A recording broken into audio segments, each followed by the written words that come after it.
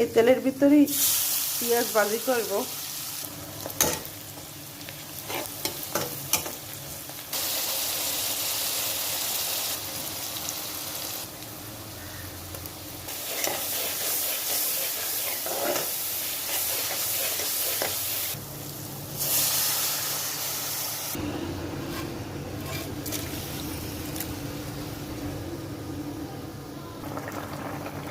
আস্ত কয়েকটা মরিচ দিয়ে দিই, ইলিশ মাছের তেলে খেতে ভালো লাগবে।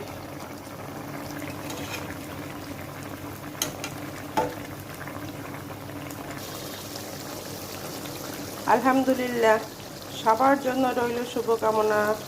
আল্লাহ হাফেজ, সবাই ভালো থাকবেন।